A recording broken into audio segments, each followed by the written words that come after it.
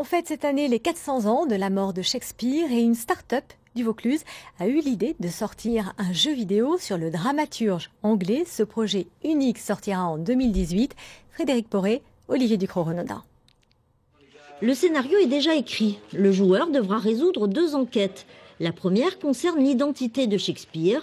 La seconde vise à retrouver un agresseur qui aurait plongé le biographe du dramaturge dans le coma.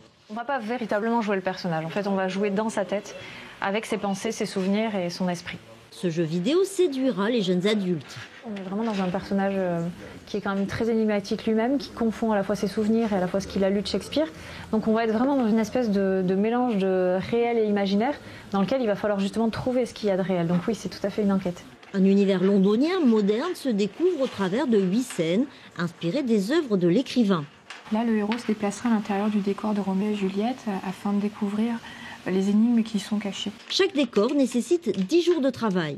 Un joueur va passer quand même beaucoup de temps sur les scènes. Il faut pouvoir que la scène soit assez précise et qu'il n'y ait pas vraiment de défaut. On n'a pas le droit à ça.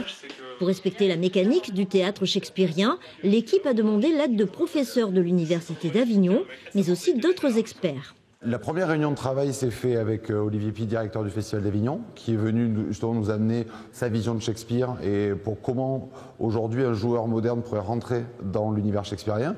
Thomas Joly, qui avait fait Henri VI l'année dernière et qui sera encore cette année à la programmation du festival. Donc Henri VI de Shakespeare, donc quelqu'un qui nous amène aussi une expertise.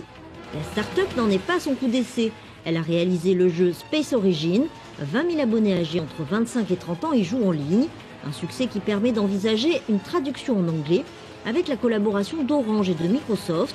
Le but étant d'avoir une plus large diffusion dans le monde.